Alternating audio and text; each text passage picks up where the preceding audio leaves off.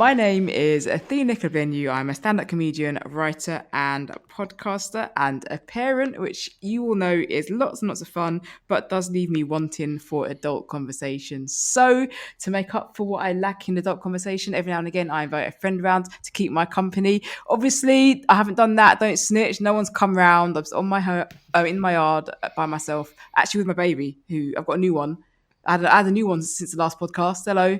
So this one's on my lap. But I've invited somebody who actually, I think it's fair to say, of all my podcasts, this is the person I know the least. I don't know who you are, Pope. Yeah. Oh, well, you're going to find out.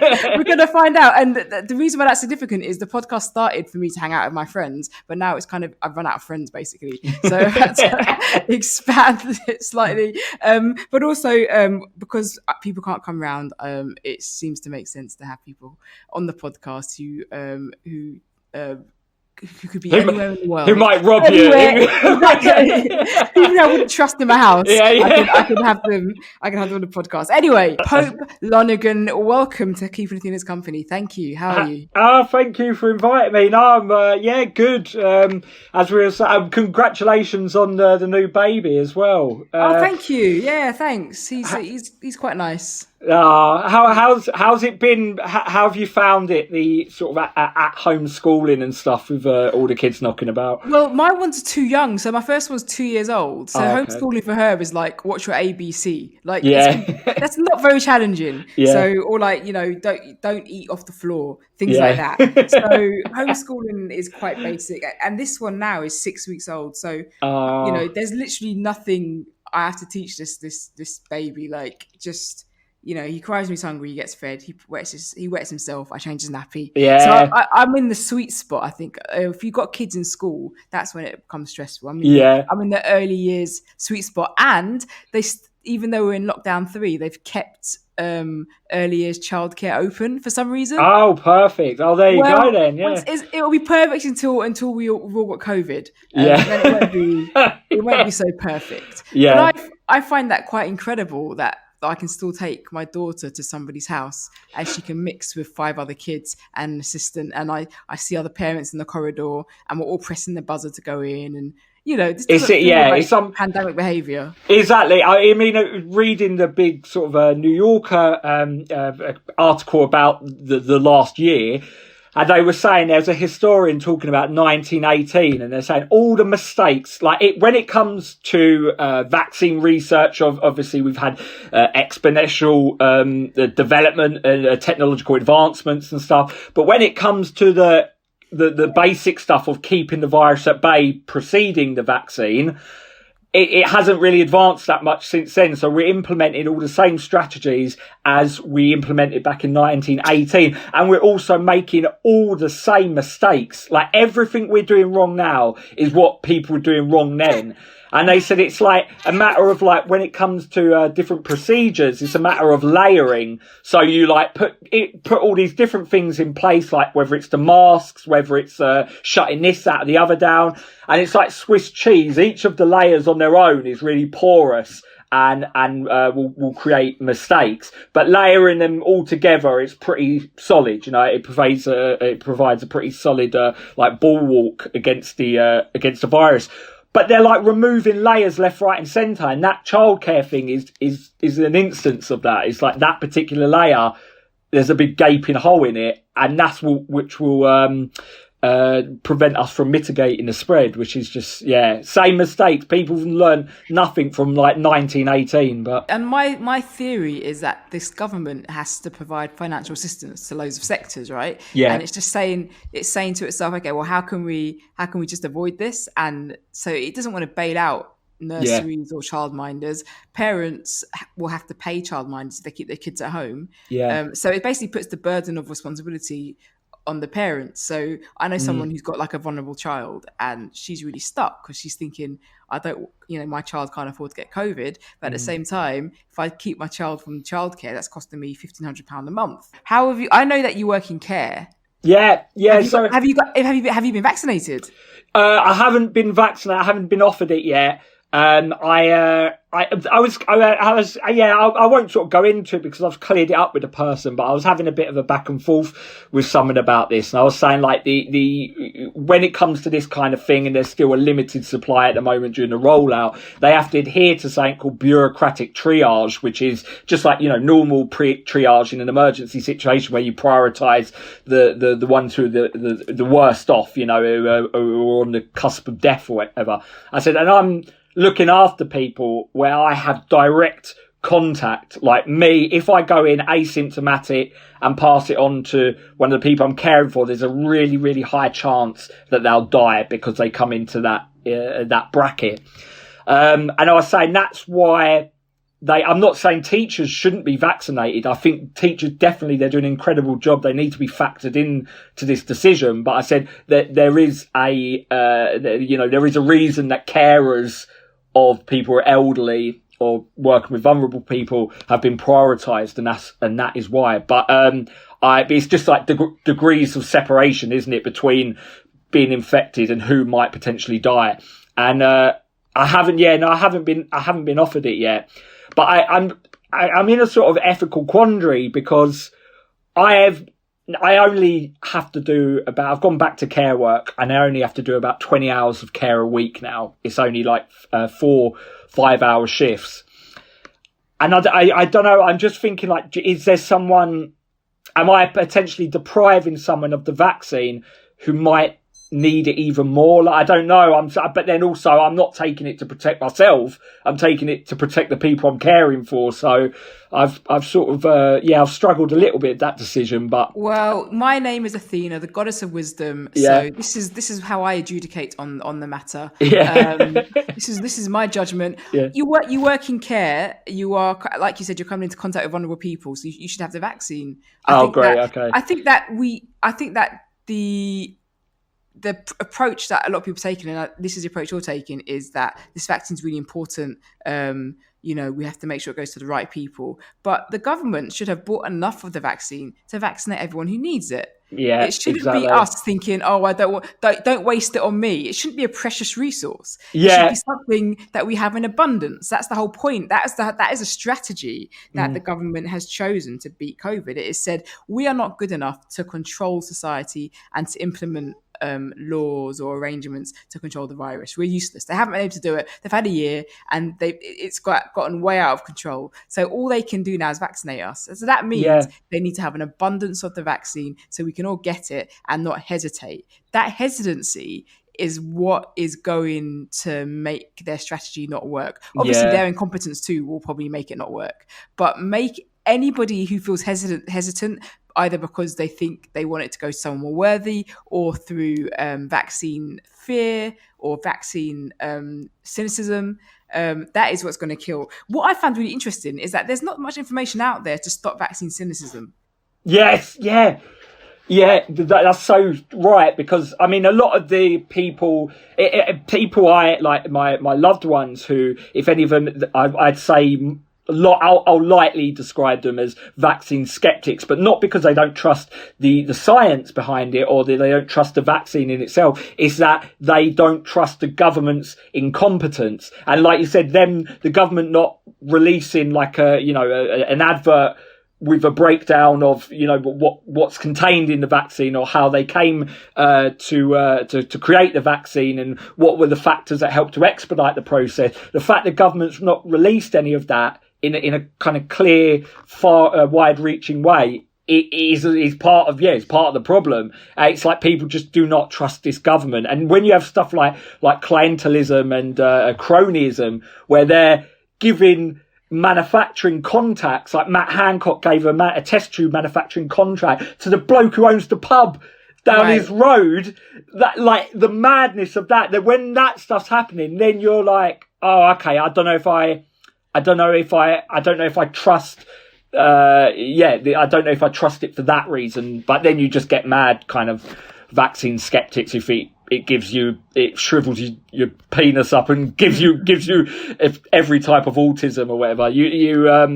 I mean, you get them people who sadly, I was going to say are marginal figures, but I think the Overton window has shifted and actually they're not marginal figures. There seems to be quite a substantial voice now. Yeah. No, they're not. I mean, my mum called me because she got a text from a GP to say, "Oh, you know, you're going to get a vaccine appointment soon," and she was like, "Oh, should I take it? You know, so and so saying this. There's this in the newspaper." Even like people that I know who I would say are fairly intelligent people who are my friends, whatever. Even they're worried about it. And then there's the backdrop of kind of being, you know, especially like some black people I know are like, well, you know, has it been tested widely enough? Is it a con? We know a lot of medicines and vaccines were tested on black people historically. Like we haven't been historically treated well by science. And all of a sudden, and I think people this year, or I should say last year, because it's a new year now, I think last year people started to become aware of these kind of things. So this is almost the worst time to inflict a kind of a mass kind of immunization drive onto people who have suddenly started to realize all the awful things that were done in the not too distant history, in our not too distant history. So that's made them more cynical. And then all you got to do is mention Bill Gates, and you know, like I wish they just kept it quiet that he had something to do with, you know, the research process or whatever. It's all a bit of a mess. And I think the vaccine strategy this government is trying to roll out is not going to work for, and that's going to be a big part of it. People just won't take it. Yeah, I 100% agree. And so like you said, it's the fact that people are kind of wising up to the you know, the critical race aspect and the systemic racism that's going on. And I wanted to get onto that. So have you read the book Whites on Race and Other Falsehoods yet? No, I haven't. I like the way you say "yet" as well. Like, this will be on Athena's reading list. I've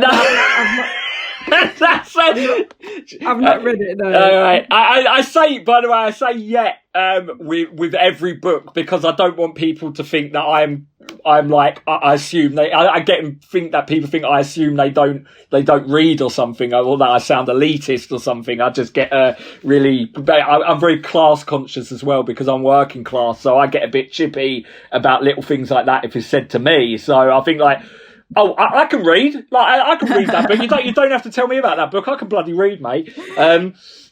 So but you just interrupt you. It's like you are the most vociferous reader I think I've come across. Honestly, like it's and that's one of the reasons why I started to kind of interact with you more, because I was like, rah, he's reading books that I was forced to read, like as part of my degree. Like I was forced to read some of the stuff you read in your leisure, and that piques my interest a little bit. But sorry, I interrupted you. Carry on. Tell me why I need to read this book. No, that's all right. No, it was just a kind of good thing, that like a bit of a punctum that kind of hit me in my stomach when I read it, because I sort of said, I think me as a white person, we all kind of, I feel a lot of white people kind of, include myself included, massively embarrassed ourselves in the outpouring that happened post George Floyd, right? And it just, I look back at some of the stuff I was putting on Twitter, and I really didn't mean it to come across that way, but just kind of it's smacked of tokenism. It makes me cringe, like even thinking about it now. And in this book, she writes, the obvious logic would have me gratified by these responses, satisfied that at last a critical mass of white people were up in arms about racism and acknowledging their own complicity. She said, and yet I can only describe my reaction as that of a barely suppressed eye roll, and admit that I felt deeply unmoved by much of it. Watching so many white people grapple with the reality of racism for the very first time, I could think only of the fact that white people were grappling with the reality of racism for the very first time. And she's like, that's why I find it so deeply fucking frustrating. And it's like, it's true. It's true. It's like a lot of the stuff that even though I've read and that, like I've realized, oh no, I've read it, but I've not really grasped it. I've not really grasped like, you know, the teachings in critical race theory and stuff like that. And it was it was just kind of, it was like I rightfully I felt like a fucking dick for having that absolutely glaring blind spot for so long. Well, I theorize that what people forget is they forget the most basic thing, like white people have a race. Yeah. It often is the way we talk about it, just the language you use and the semiotics of race implies that race is something that belongs to everyone else, not white people. And so when we learn about things that happen because race exists and we exist under different structures of power based on the race we are assigned or the race that we have, because if you read that and you think you don't have a race, it's like something that happens. It's like you're in a zoo and you're watching it happen and you're a spectator and you don't realize you're a participant. You are in the zoo. We're in this together. Like we're all in it. And I think that's the penny that dropped, I think, on the kind of that Black Lives Matter season or whatever we want to like that. This is us too. Like I've been saying for ages, and I'll keep saying it. Like when we talk about, for example, like Black history, like that doesn't belong to us. Like if a white person came on a boat and put a Black person on that same boat and took them off to America, that's as much white history as it is Black history. Yeah. It doesn't stop being white history because a Black person is involved. Don't get me wrong. There is Black history that doesn't involve white people, which is what we don't. That's the history we don't learn enough about. But to just call it Black history because it's got a Black person in it. This is if we learn about these things, it is as much British history as it is African history. It just doesn't have the whitewashing. I think we're starting to reframe things slowly in that way, which is helping people a little bit. Do you think things have gotten better since? Do you think things improved? I don't, because this is what I'm like. I don't know, because I sometimes think, okay, maybe like it's great, like you said, it's great to it's great to have certain signifiers of consciousness raising and stuff like that. But then, like, do you think like the vehicle for sort of a better social position for Black people is more like in the courts, in the judiciary, with policy? And I know you start that process of improving the lives of Black people in the courts, etc., by doing this stuff on Twitter and people talking about it and reading the right things and talking to people and stuff like that. But it opened a conversation, that I think ebbed away, not completely, but it ebbed away. It ebbed away. It stopped being as much of a focal point. People. I was gonna say the white tears evaporated quite quickly. They evaporated. What I think, and this is a sort of positive thing. I think it didn't change the condition of kind of Black people in the areas of life in which we experience disadvantage. So like you mentioned, the courts, happens in healthcare, happens in education, happens in dating, it happens in all kinds of scenes. I don't think it changed those things, but what it probably did was make people see what we see. Yes. A bit more clearly, or without kind of skepticism or disagreement. So if you'd said to people before, you're Black people are disadvantaged in the healthcare system, they might have said, well, how is that the case? We don't believe you, blah, blah, blah. And maybe after last summer, people were presented with information or able to find information for themselves that could prove that was the case, or they could finally understand what we mean when we say things like decolonize history, because they might have heard us want to do that, but they may not have understood what that meant or understood how dangerous it is to kind of have a history that's distorted, or they might not even realize the history they're taught is distorted. They might be like, what's the problem? This is all correct. So I think people have been able to see the issues. But going on education, for example, like, if anything, it got worse because the Conservatives came out and said, we are definitely not going to change anything. They came out and were very clear that they weren't going to put more non-white authors onto reading this, even though language has been something that belonged to non-white people for thousands of years before it belonged to Europe. We've been Europeans have been writing for the least amount of time, like globally, historically, that is the case. We should be learning about Indian playwrights, not Shakespeare. Indian Shakespeare's, Indians have their own Shakespeare's. Sorry, I can't talk. No, sorry. I've got a baby hanging off me. So anyway, what I'm trying to say is there were traditions in literature that go back millennia, and our tradition goes back 500 years. And so why are we just learning? It doesn't make any sense. It doesn't even make practical sense.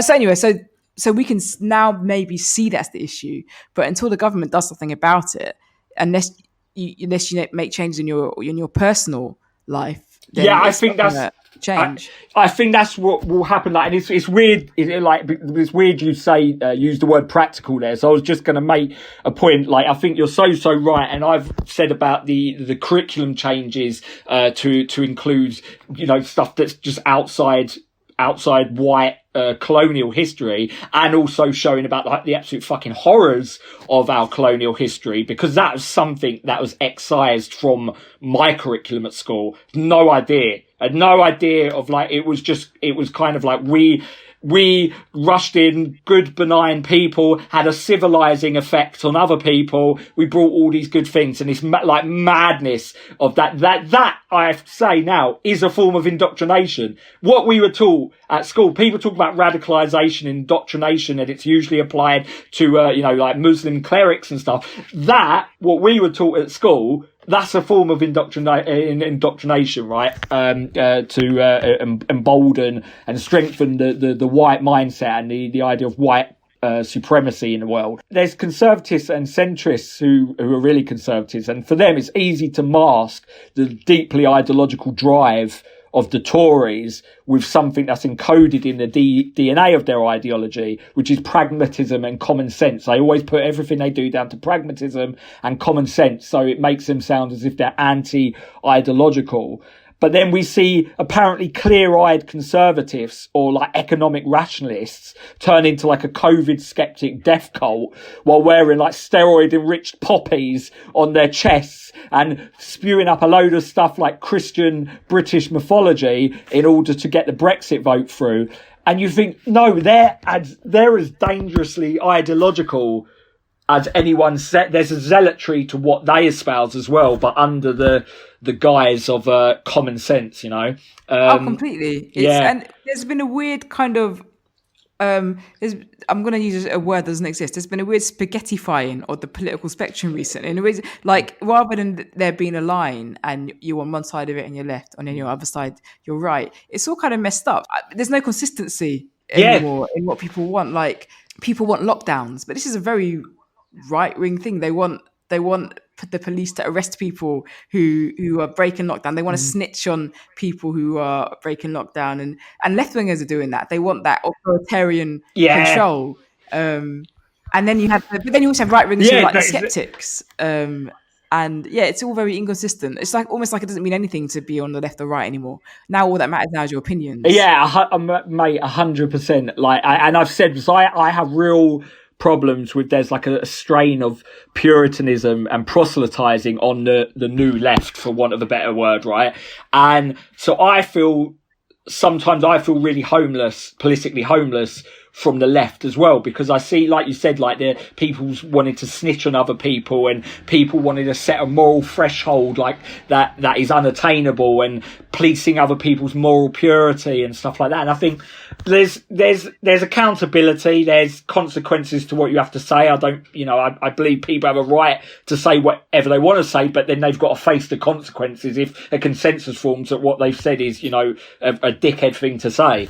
But so I even though I'm 31, I'm kind of in the millennial bracket for what people assume is an archetype of what a left-wing person is, but I don't feel totally left-wing because I don't recognise a lot of the drives and motivations on the left. Not that I don't recognise them, I just don't adhere to them, I don't believe in them. So it is exactly what you say. It's kind of a weird mishmash of political identity at the moment. No one's consistent, and I flip flop. Yeah. I flip flop all the time. I flip flop.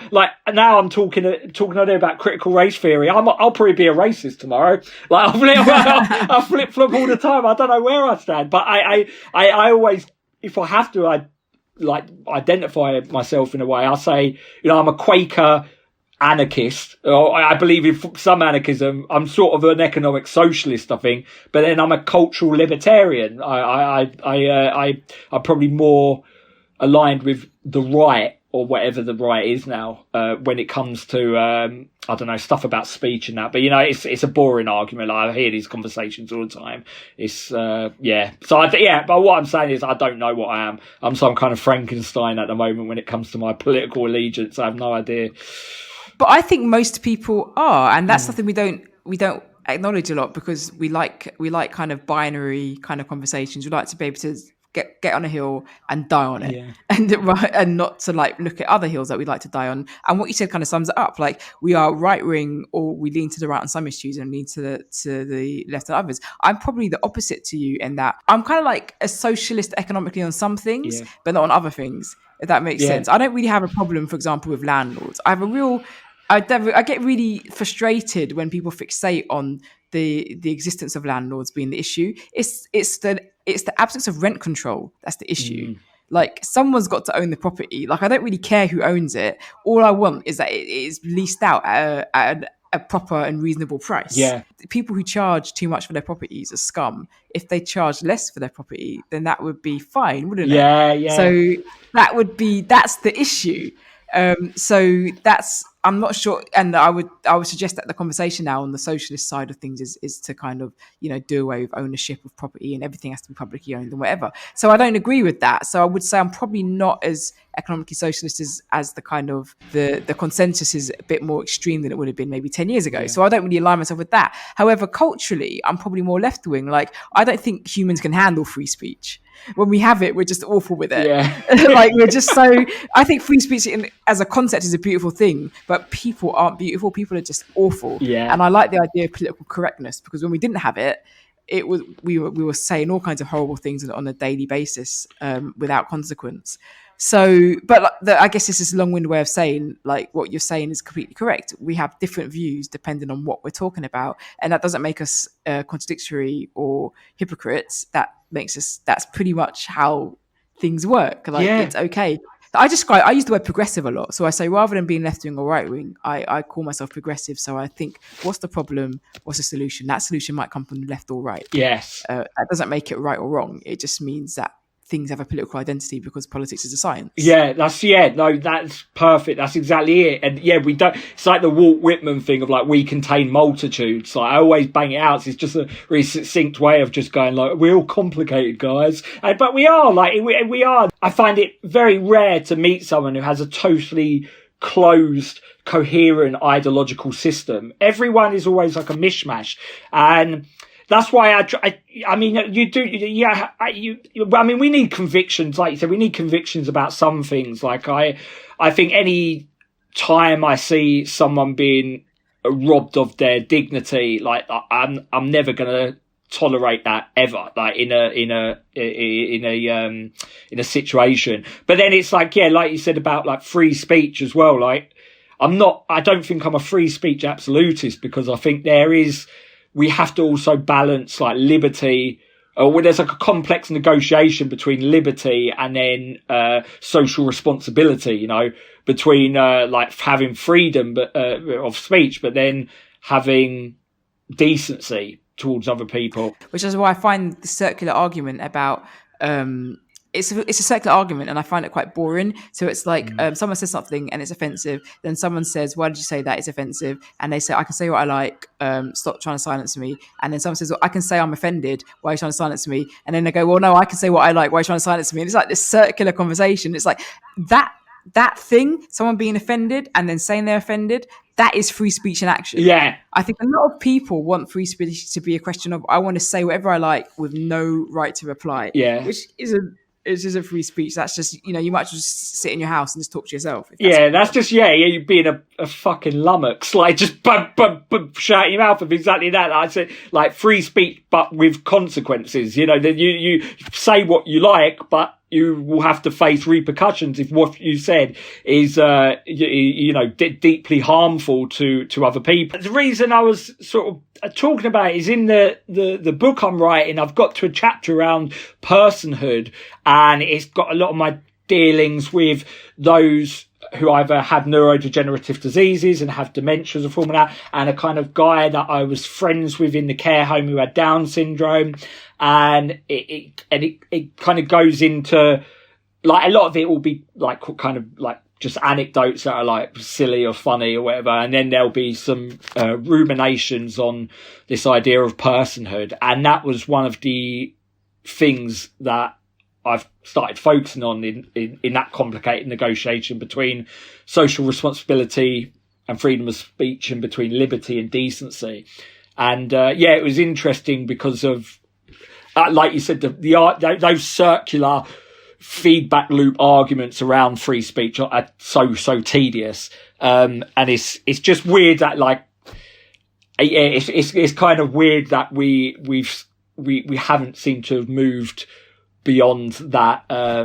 People are stuck in a rut with the rhetoric around freedom of speech. But I read a book called The Free Speech Wars, which is, it comes from a lot of different perspectives. I'd say most of the essays in it lean more left than right, maybe, but it's got essays like protecting the freedom of speech, in a diverse society, is freedom of speech realizable, the problem and neutrality and intellectual freedom, the case of libraries, kind of different angles on it. And it's actually, it's opened up my eyes to a way to articulate the free speech position that's quite new and refreshing, and is more complicated and multifaceted and layered than just, I want to say what I want, you can't say what you want, but me saying you can't say what you want is what I want to say, etc., etc., etc.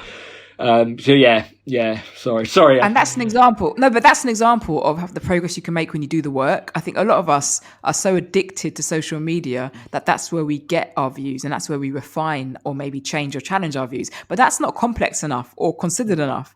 And not many people are going to do what you do, which is just read a book on free speech, and not just any book. Like, that sounds like quite an academic book as well.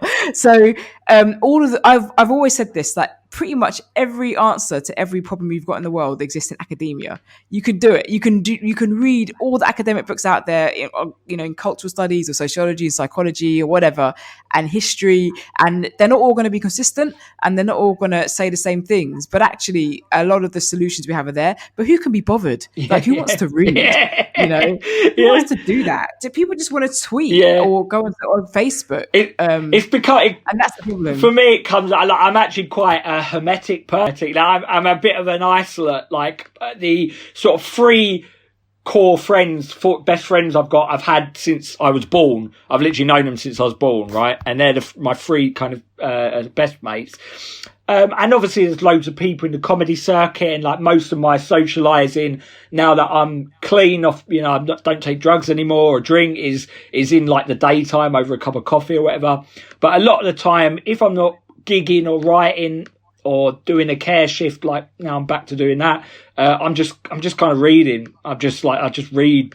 I just always loved it. I'm not trying to sort of flex my intellectual muscle or anything. I just enjoy it. Get a lot of satisfaction and fulfillment from reading about anything and everything. Like, I just find a lot of stuff interesting. But some of it comes from, like I said, being a working class person, like being a working class boy, and sort of speaking in a way that sometimes there's like the grammatical bastardization of like an Essex estuary dialect. Like Alfie Brown pointed out to me that instead of me going, I studied English literature and creative writing, I'll say I'd done a degree in English literature and creative writing. So I've still got, that part of my identity. And I didn't do any A levels. I really mucked up at kind of school at GCSE level and that. And being an autodidact, maybe part of it is worrying about like people thinking I'm stupid. And so I've just always, the love of reading comes from really, really young, really early. But I don't know.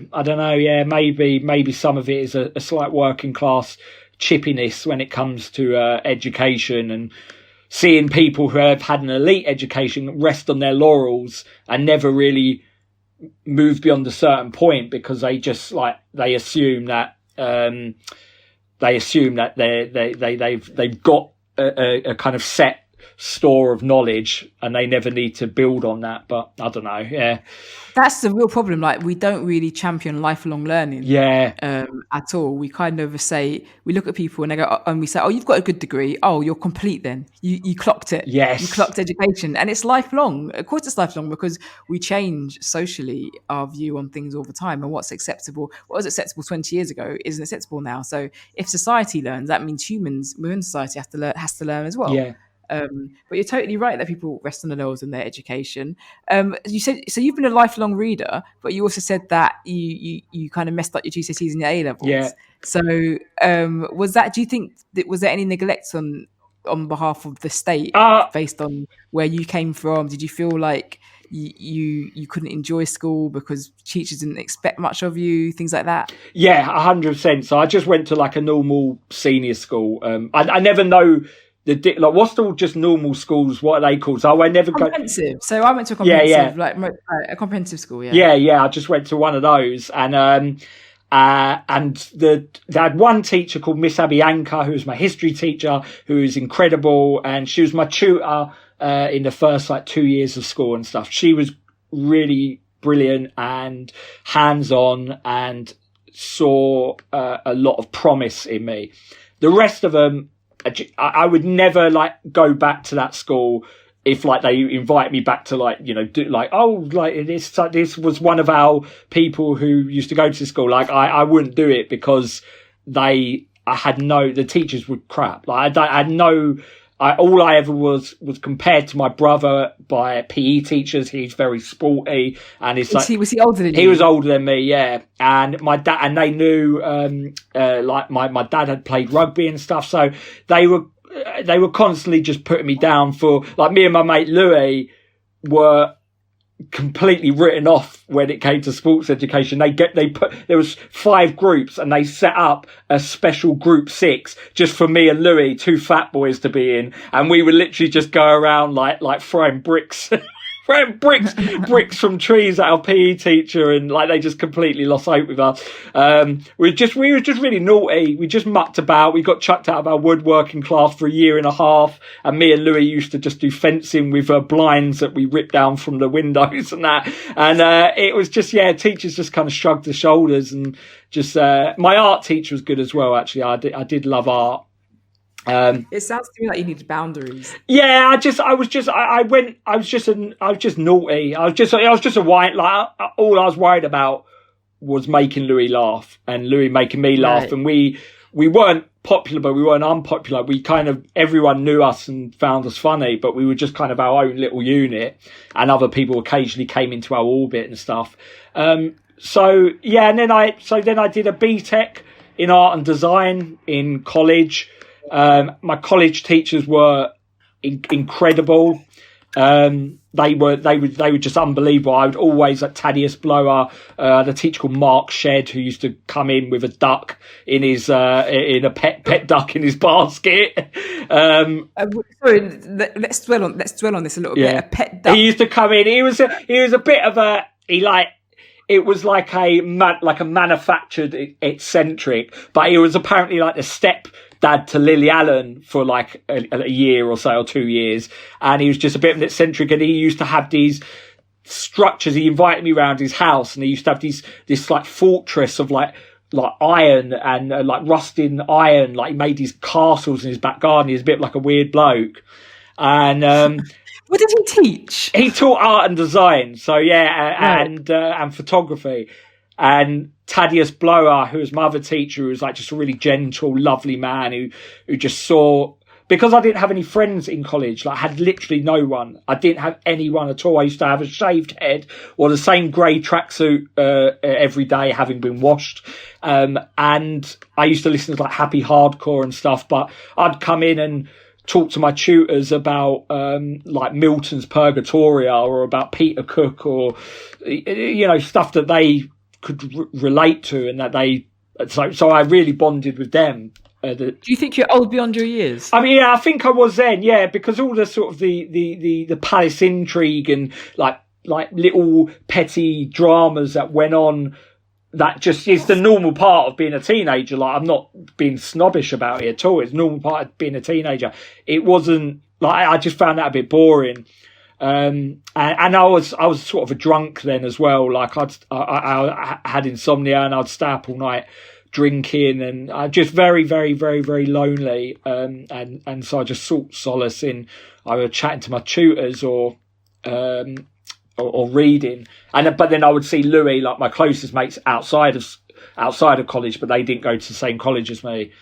So, so just from then, like I think I've always been quite a solitary person in some ways. I can be a gregarious socializer in short bursts, but then I recede back into myself, and I just don't, even when I went through the years a bit like, I've abused drugs for nearly a decade. I'd go to the parties to squirrel away as much drugs as I could, so then I could go back and do drugs on my own or just with one other mate. And that was the only time I ever was part of a social scene. And even then I wasn't truly part of it. Yeah. How did you find it as a comedian? Because I'm probably not as extreme as you, but I like to be in my house. I'm what they call a homebody, I guess. Yeah. And obviously, comedy involves you being outside of your house a lot and at night, and often far away for long periods of time. Yeah. Was that something unattractive to you about it, or did you just get on with it? There is something. Yeah, I do find something unattractive about it, but I love being on stage. Like, I love performing. I love being on stage. So it was kind of, I would endure the other stuff around it so I could enjoy that kind of moment. But I'm very in and out. Like, I don't partake in the social side of comedy. Like, I don't do like the after drinks or, I'll be like, catch up with people before the gig and have a little chat, but like, I'm home, like straight in the moment I'm off stage, I'm home, like I'm gone. I'm not, and even in Edinburgh, I would, I think a couple of nights I went out to like one of those, I always forget the name of them, one of those bars or whatever. But, a lot of the time I was just stayed back at the house or I was just gigging all through the day until late at night. But yeah, the social scene doesn't appeal to me at all. I'd rather just work hard, like, and focus on like building up a following and, getting myself out there and working on my material. And I'd rather just do that kind of, be creative but not be very social. That's like me. I used to disappear after the gig. A lot of the time it's because I was working, so I was like, I can't hang out with you guys. I have to be up at like 6 the next day, but also I just wanted to go home as well. Can we talk about your book, please? Because you sneakily mentioned, I'm just writing a book. Like, that's like normal. Oh, yeah. This isn't like a lockdown book that we're all writing. This is a proper book that someone is paying you to write that we can go to shops and buy. This isn't like a lockdown hobby. This is you writing a book, which is pretty cool. Let's talk about what's your book about. Can we talk about it? So I've got to be quite. I've got to be quite clipped and economical about the details, only because I could get in trouble. And stuff. Please, don't tell us anything you're not allowed.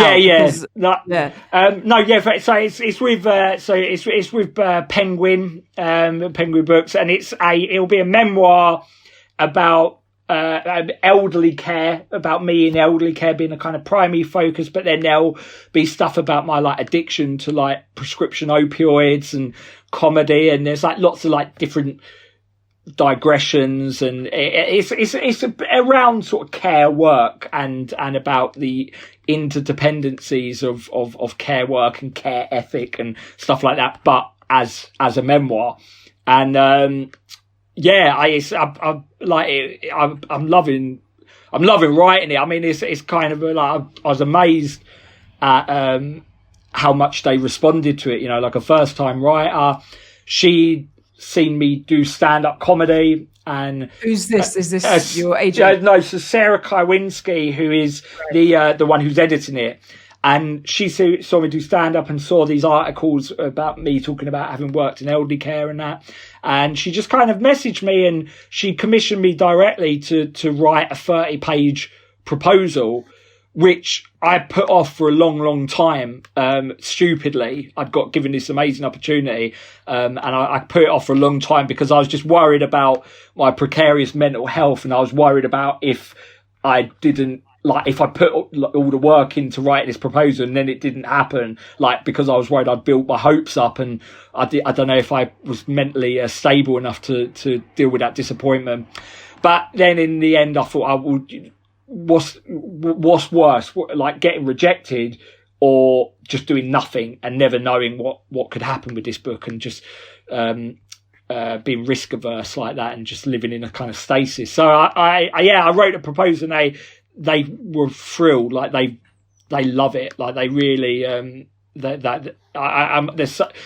very surprised at how invested they are in it. And it's been kind of amazing writing it and excavating some of my own personal history, and seeing recurrent themes within my life that have I understand why I was drawn to care work and drawn to drugs as well. So how long have you worked in care? So 9 years. So 9 years. I've been in comedy for 4 years, and I went sort of full time in comedy at the beginning of 2019, but then obviously that was short lived. We then went into a pandemic, and that's quite quick as well. Yeah, like within sort of 3 years to be a full time comedian. Yeah, I was quite good at sort of being able to navigate my way through the industry, and like just knowing how to build a profile and stuff. It's my outgoings as well are very small, so I wasn't one of these comedians who was like earning loads of money or anything. It was still quite on the seat of my pants, like hand to mouth existence, but I was earning enough to cover myself, like to live. Yeah. I was earning enough to live. So that's all. As long as that's all you needed, and that's all it takes. Yeah. What I've interrupted you there, and I've forgotten what you were talking about. Sorry. Care work. Care work. Yeah. Yes. Yeah. So I sort of was around care homes when my mum was she worked as a nurse, and then she did a sort of 12-year stretch when we were little kids as a care worker. And if I was off school, like I was a bit of an apocalypticist when I was a kid, for some reason I was always worried about Saddam Hussein killing all the sea life. So every now and again, like my mum would get a phone call like, it's about Saddam Hussein again. You should come in and pick him up. And like I'd pretended to lose my voice, but my mum was like, when you lose your voice, you don't lose your whole voice. So I was just not talking. I was just not talking, like mouthing. I've lost my voice. Oh no, pick me up. But really, I was scared of bombs. And so when she'd pick me up from school, I would go. She'd take me on a work shift, and that would be at the care home. And then when my nan got Pick's disease and had quite a rare form of dementia, me and my mum would be her caretakers and go round there. We wanted to keep her at home for as long as possible, so we'd go round there and like dispense her medication or cook her meals or whatever. And then I realised where I've got that apocalypticist mindset, because something that factored into her hallucinations when she had dementia was the Taliban. She was a real news junkie, so for some reason she kept seeing the Taliban in her living room, and I had to keep coming in and go like, be gone with you, Taliban, like off you go, get away, Taliban, get out. And I go, no, it's all right, like the Taliban are gone, I got rid of the Taliban. And then she would one day I answered the door and she'd drawn on purple eyebrows and told me that she aborted a baby with an eyebrow pencil. Like she went really mad. Like she just started making these little weird totems, like these weird totem poles out of bits that she found in her house, and would glue them together. It was very strange.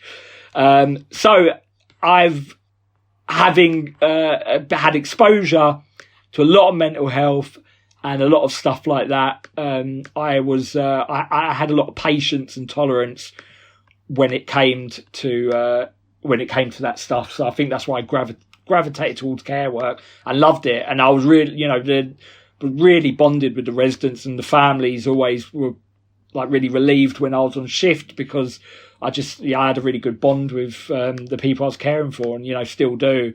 I find it find it really rewarding. I just really like it. I really like care work. It is. And my godfather, he sadly passed away with COVID. Oh shit! Sorry, mate. Home. Yeah, no, it was really sad as well, because I don't think we got angry enough with what the government did to care homes during the first wave, literally sending people back into these places knowing they were sick. Yeah. Just to, save space in the NHS, which we pay for, and we should be accessing services. I'm bouncing around here. I really don't like the idea that people shouldn't use the NHS. We pay for it. Yeah. You should use it. Don't use it irresponsibly. Yeah. But you still have to use it. If you're sick and it's life-threatening, call 999. If it feels like a heart attack, call 999. Don't say, "Oh no, what about the NHS?" Like, the whole point of it is that it's a service that we use. Yes. Just because it's free at the point of use doesn't mean we should ration it. And I mean, a big thing that we don't add to the statistics of people who died of COVID is people who died because they just would not access NHS services, which they could have done.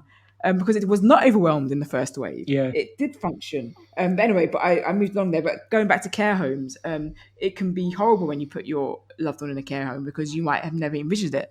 And I don't think my godfather's family envisioned it because he's got such a large family, but he had quite an advanced stage of dementia by that point. And it is wonderful when you have care home staff who you feel, they're almost like they're like family too. Yeah. Because of the way they care for things. But something that I find, I've had the other experience of older people in my life having dementia. And I've always thought, even though what they're doing doesn't make any sense, there is something in their brain that is piecing together things. Yeah. It's almost like their brain is playing the right notes in the wrong order. Yes, Does that make that's sense? such a perfect way of exactly that. That's such a brilliant way of putting it as well. Like, I always say that it obviously there's lots of different types of dementia and they affect different. I mean, dementia is actually the symptom. There's lots of different types of neurodegenerative diseases and they affect different parts of the brain. So people exhibit different behaviours, but there's usually an internal logic to what they're trying to convey to you, but it's done in it's like flag signaling or something. It's done in a kind of abstract, unusual way. But that's why it's so important to do person-centered care and get to know the individuals you're dealing with. I mean, like this guy I'm caring for at the moment, he's 30, but where he had severe meningitis, he's had a sort of arrested development. Like, his capacity is really limited in a lot of ways, so he functions like somebody who's maybe about 4 or somebody who's a lot younger. So he can't really speak much, or he can only say the sort of the same few things.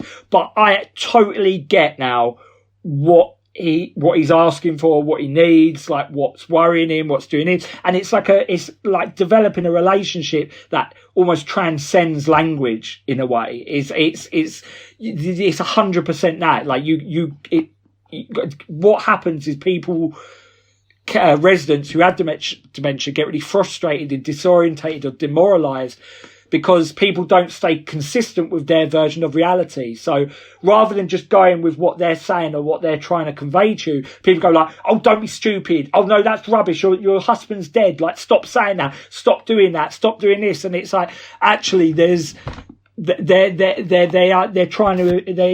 trying to show you what they require, or it's just fascinating to me. And I've got a very kind of I've got very strong views of the social care sector and how people who are in care homes and stuff should be treated and what are the best methods of doing this. And yeah, like you said, like the absolute anger I feel of the neglect of the social care sector, which has been going on long time ago. Like, a lot of the stuff that's coming out now about the failings in the care sector, we've been banging our head against the wall about this for 9 years since I've been in care. And it's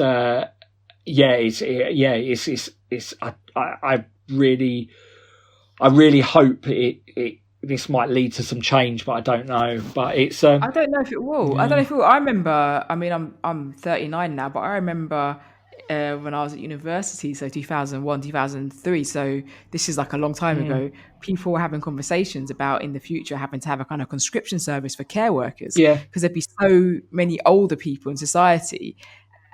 We wouldn't have enough carers even to look after them if we stay with the care home system.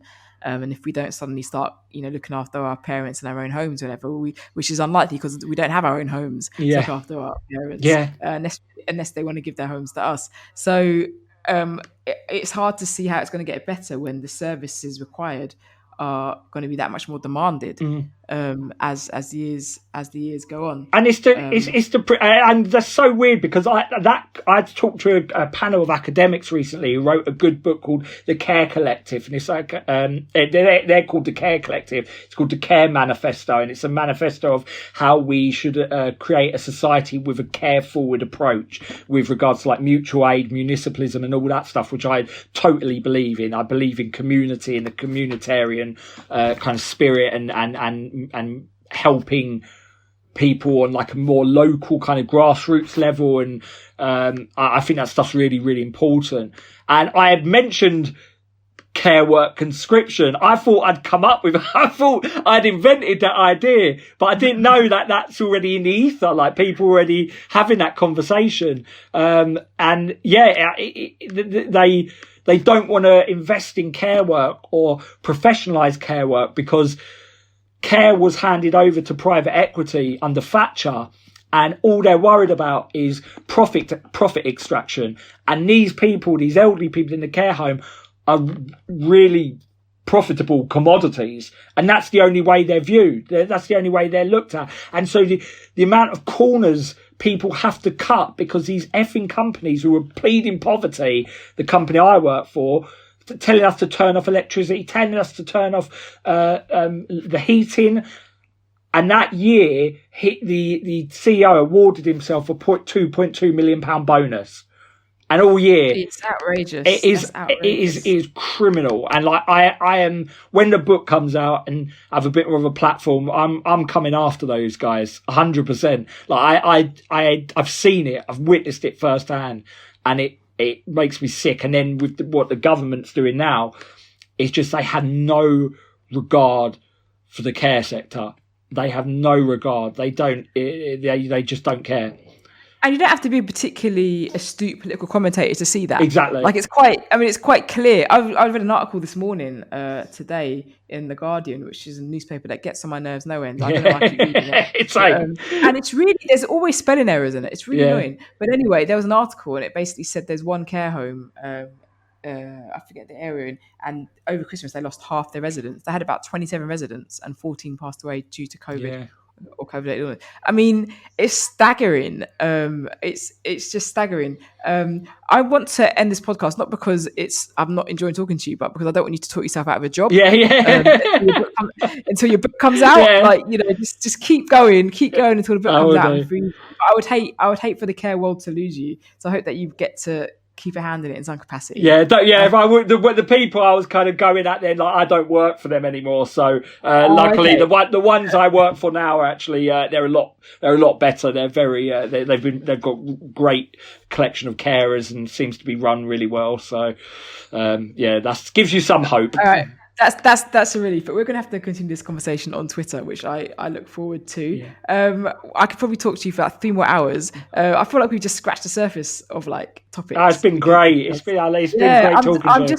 I'm just sorry you couldn't come round to my house and get a plate of fried plantain. But just in case you don't know, people who do the podcast come to my house and we drink coffee and eat plantain. So you get a plantain voucher. Oh, mate, thank you. That's perfect. Plantain voucher. You haven't had it today, but at some point in the future, when COVID is in our recent or faraway history and we can see each other again, perfect. You can redeem it at any time. Just knock on the door and I'll have to get out of bed and make you some plantain and eat it. So that is a rod I've made for my own back. Thank you. Thank you very much. It's been such a pleasure talking to you, mate. Thank you. Hope Lonergan, thank you for keeping my company. Thank you. Bye.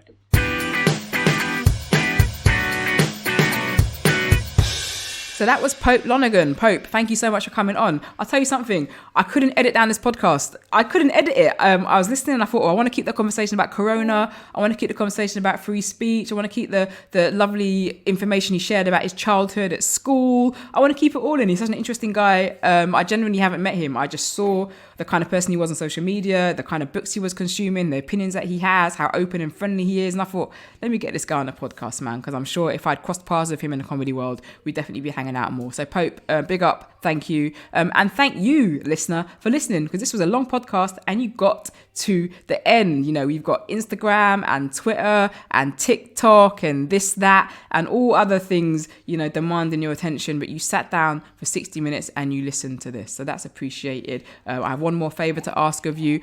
If you like it, there's probably some function on your podcast platform that enables you to literally like some heart you can press, or you can leave a review, or you can tell a friend about it, you can share. But if you want to just spread the love and tell people about this podcast, that would be great and appreciated. But yeah, you know, you listen to it and that's all I can ask, really. That's appreciated too. Yeah, brilliant. Thanks guys. I've been Athena and we will catch up next time.